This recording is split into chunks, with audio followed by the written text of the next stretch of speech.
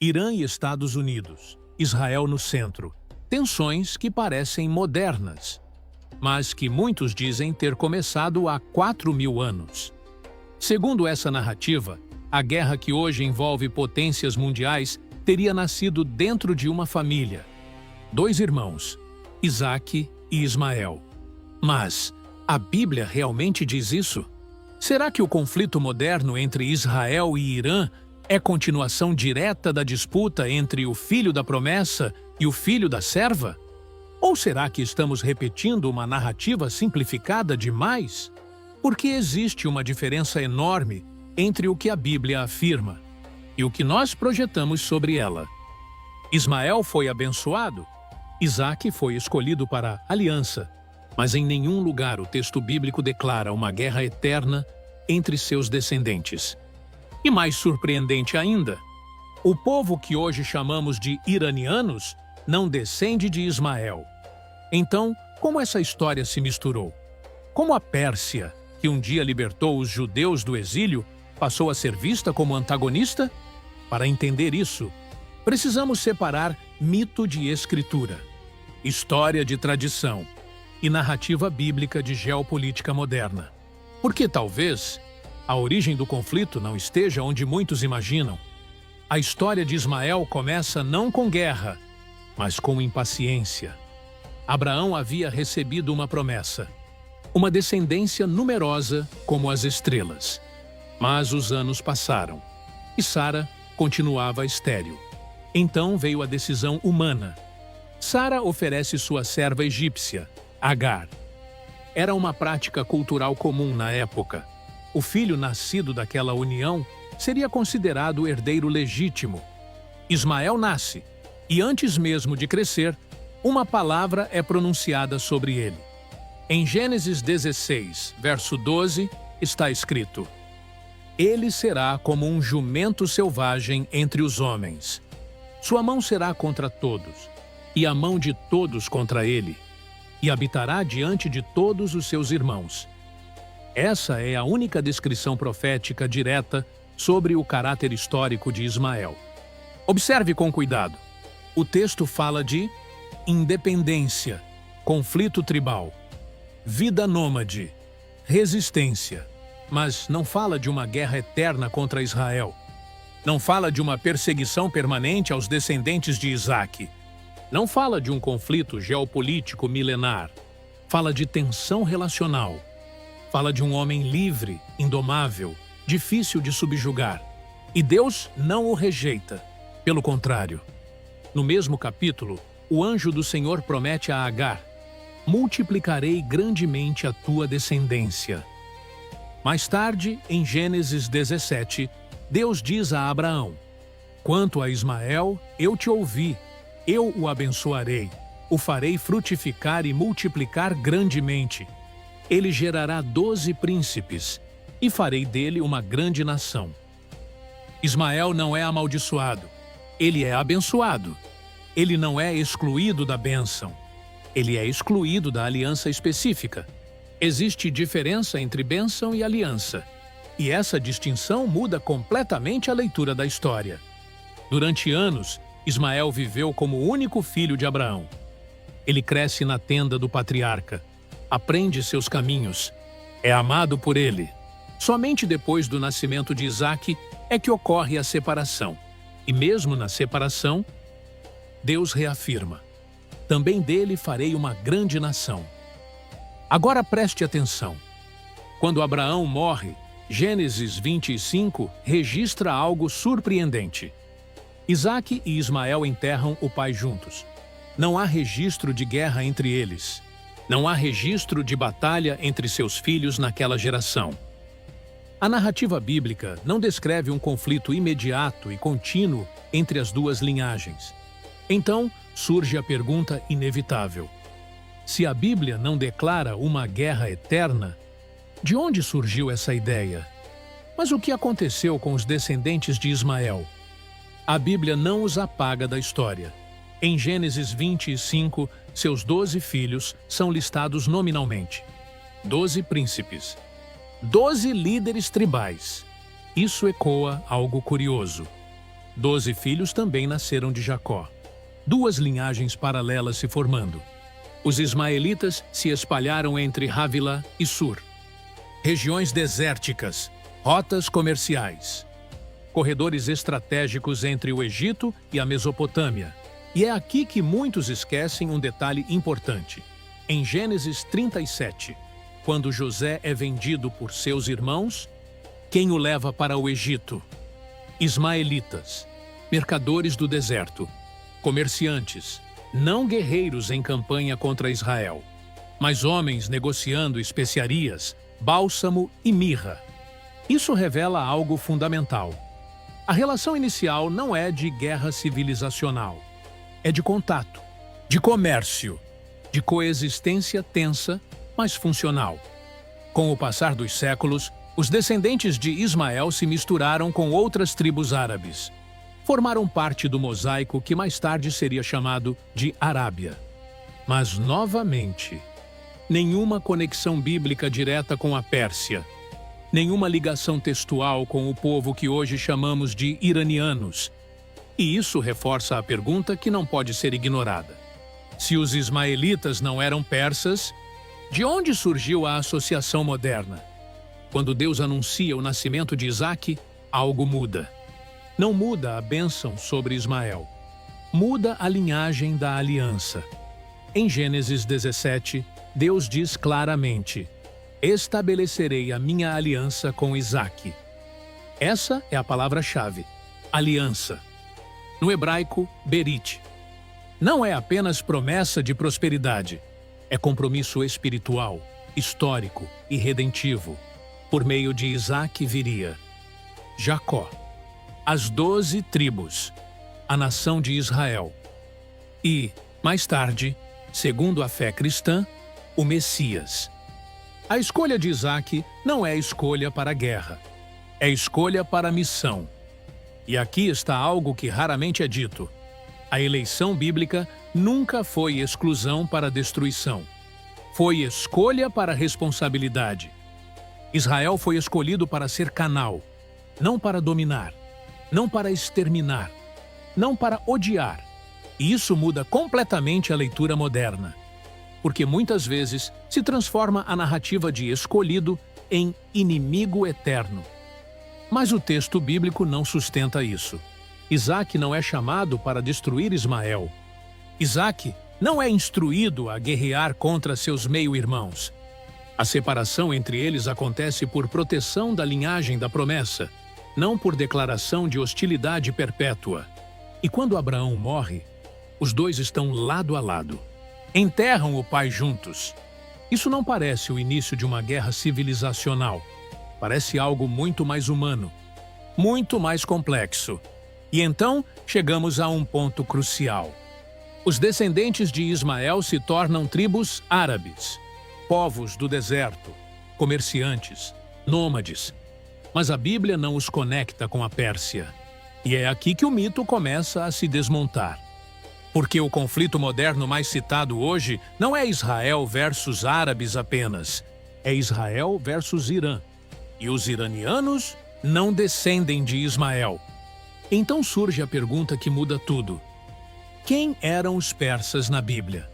Séculos se passaram. Isaque gerou Jacó. Jacó se tornou Israel.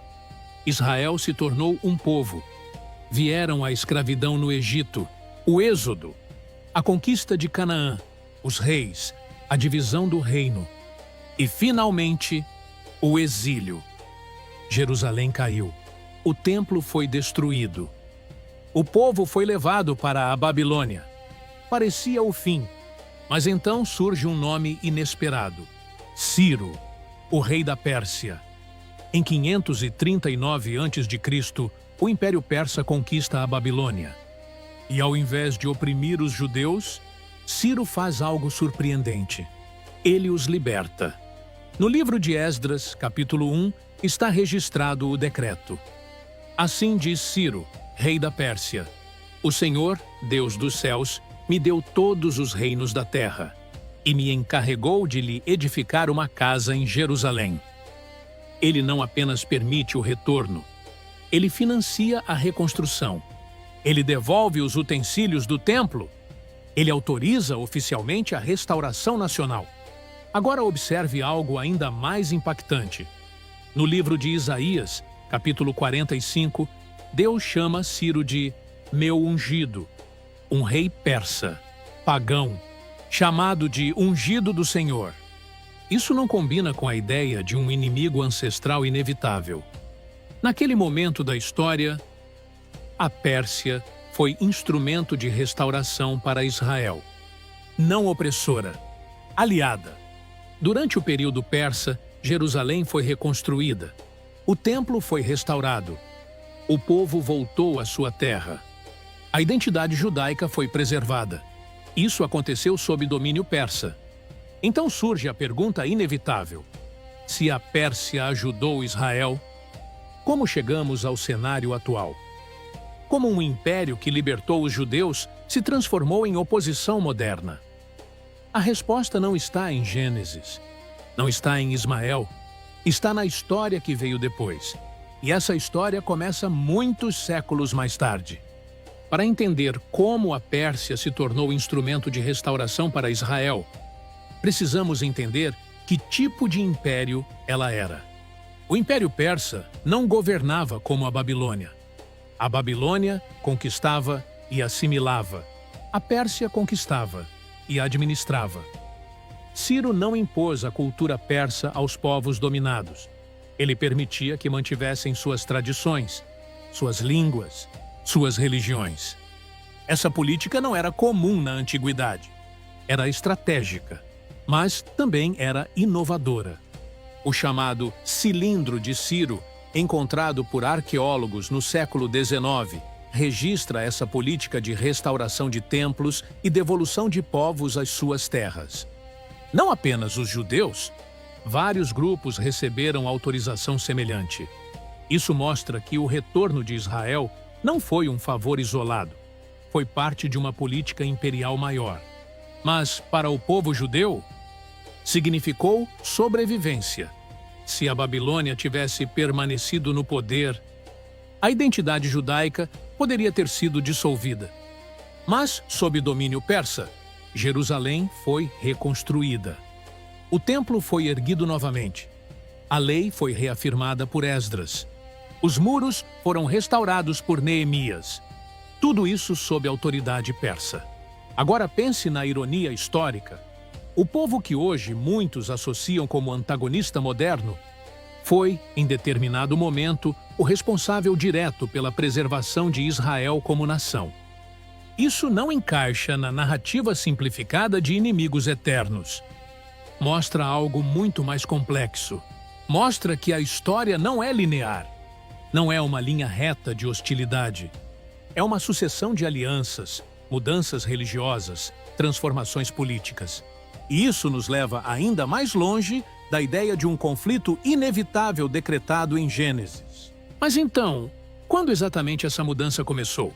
Quando a Pérsia deixou de ser apenas império administrativo e passou a integrar uma nova identidade religiosa global? Durante mais de 1000 anos, a Pérsia teve sua própria identidade religiosa. O Império Persa original não era islâmico, era zoroastriano. Sua cosmovisão era diferente. Sua cultura era distinta. Seus conflitos com Israel, quando existiam, eram políticos, não teológicos. Mas no século VII da era cristã, algo mudou radicalmente. O mundo árabe estava se expandindo sob a nova fé islâmica. Em poucas décadas, o Império Persa Sassânida caiu. A Pérsia foi conquistada. E gradualmente, ao longo dos séculos seguintes, tornou-se islâmica. Não por descendência de Ismael, mas por conversão histórica. Essa diferença é crucial. Os persas não eram árabes.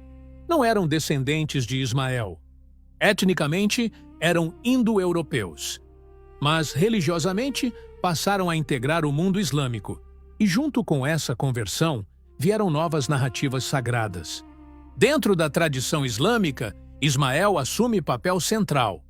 Ele é visto como herdeiro legítimo de Abraão, como ancestral dos árabes, como elo que conecta Meca, a linhagem patriarcal. Assim, a antiga Pérsia passou a participar de uma narrativa que não era originalmente sua, não por sangue, mas por fé. E séculos depois, no século XX, outra mudança profunda ocorreu. Em 1979, a Revolução Islâmica transformou o Irã moderno. O país deixou de ser uma monarquia secular e tornou-se uma república teocrática.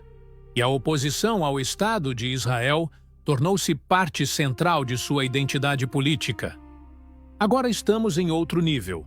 Não é genealogia, não é Gênesis, é ideologia, é geopolítica, é estratégia regional, é disputa de influência, é programa nuclear, é alianças com grupos como Hezbollah e Hamas.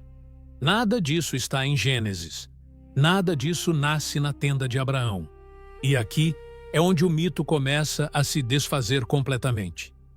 O conflito moderno não é a continuação direta de Isaac contra Ismael. É resultado de séculos de transformações religiosas, políticas e estratégicas. Mas então surge a pergunta final: por que ainda insistimos em ligar tudo àquela tenda no deserto? Existe uma diferença enorme entre narrativa bíblica e leitura ideológica. A Bíblia registra a história de dois irmãos, registra tensão, registra separação, registra bênçãos distintas, mas não registra uma guerra eterna decretada por Deus. Não existe em Gênesis um mandamento dizendo: os descendentes de Ismael guerrearão perpetuamente contra Israel. O que existe é uma descrição de caráter tribal, uma realidade do mundo antigo. Mas o conflito moderno entre Israel e Irã nasce de outros fatores: nacionalismo, disputa regional, política nuclear, rivalidade estratégica, liderança ideológica. Nada disso está em Gênesis. Quando usamos Isaac e Ismael como explicação automática para qualquer conflito no Oriente Médio, simplificamos demais a história. E quando simplificamos demais, erramos na interpretação. Existe também outro perigo: transformar a eleição bíblica em justificativa para hostilidade permanente. Mas a eleição de Israel, segundo o texto bíblico, era para ser canal de bênção, não instrumento de ódio. E mais ainda, a própria narrativa mostra que Deus cuidou de Ismael. O ouviu no deserto, salvou sua vida, prometeu torná-lo grande nação. A Bíblia não constrói Ismael como vilão, constrói como filho amado, fora da aliança específica. Isso é diferente, muito diferente. E talvez o maior erro moderno seja este: confundir identidade espiritual com conflito geopolítico. O mundo moderno opera com diplomacia, poder militar, energia, alianças internacionais, não com genealogia patriarcal. Mas então surge uma pergunta ainda mais profunda: se a Bíblia não sustenta um conflito eterno, por que essa narrativa continua tão forte? Existe algo curioso na forma como interpretamos conflitos. Nós gostamos de raízes simples, gostamos de histórias que explicam tudo com uma origem clara. Dois irmãos brigaram. E 4.000 anos depois, ainda estamos pagando o preço. É uma narrativa poderosa. É emocionalmente convincente, mas nem sempre é historicamente responsável. Ao longo dos séculos, povos constroem identidades a partir de histórias. Algumas são literais, outras são simbólicas, outras são reinterpretadas. Religiões, líderes políticos e movimentos ideológicos frequentemente recorrem ao passado para dar legitimidade ao presente. Isso não é exclusivo do Oriente Médio. É um padrão humano universal. Narrativas antigas são usadas para explicar conflitos modernos porque elas oferecem algo que a política não oferece: sentido, profundidade, destino. Mas existe um perigo nisso. Quando transformamos histórias bíblicas em mapas geopolíticos diretos, podemos acabar distorcendo o próprio texto. Isaque e Ismael representam mais do que etnias. Eles representam escolhas, promessa e impaciência, confiança e tentativa humana de controle. Reduzir essa história a um confronto militar permanente é diminuir sua riqueza espiritual. E talvez o maior equívoco seja imaginar que conflitos atuais são inevitáveis, porque foram profetizados. A Bíblia descreve tendências humanas, não determina guerras modernas específicas entre Estados-nação do século XXI. Estados modernos não existiam em Gênesis. Fronteiras nacionais como conhecemos hoje surgiram milênios depois. O mundo bíblico era tribal. O mundo moderno é geopolítico. Confundir esses dois cenários cria mais calor do que luz. E é por isso que precisamos fazer a pergunta final com cuidado. Se o conflito atual não é uma continuação direta da tenda no deserto, então, o que ele realmente é? Talvez a história de Isaque e Ismael não seja sobre mísseis, não seja sobre fronteiras modernas, não seja sobre Irã. Talvez seja sobre algo muito mais antigo e muito mais humano. 2 filhos, 2 promessas, uma escolha e uma separação dolorosa. A tensão real que atravessa os séculos não é étnica, é espiritual. É a tensão entre esperar e tentar resolver com as próprias mãos, entre promessa divina e solução humana. Ismael nasce de uma tentativa de acelerar o plano. Isaque nasce da espera. Mas ambos são amados. Ambos são abençoados. Ambos carregam dignidade. A história não termina com guerra declarada. Termina com 2 irmãos enterrando o pai, silenciosamente, sem discurso, sem reconciliação registrada, sem ódio descrito. A Bíblia deixa a história aberta. E talvez isso seja intencional, porque o texto sagrado não nos entrega uma profecia de conflito eterno. Entrega uma advertência sobre decisões humanas. Entrega uma reflexão sobre como impaciência pode gerar consequências duradouras. Mas não decreta hostilidade inevitável entre povos modernos. O conflito atual entre Israel e Irã é real, é perigoso, é complexo. Mas ele nasce da política contemporânea, não de uma maldição antiga. Talvez a maior lição não seja identificar quem é Isaque ou quem é Ismael hoje. Talvez seja perguntar: estamos lendo a Bíblia? Ou estamos usando a Bíblia para confirmar narrativas que já escolhemos acreditar? Porque quando voltamos ao texto com cuidado, descobrimos algo surpreendente. A história que muitos chamam de guerra eterna é, na verdade, uma história de promessa, de fragilidade humana e de 2 filhos que, no final, ficaram lado a lado diante do mesmo túmulo. E depois disso, o texto simplesmente silencia.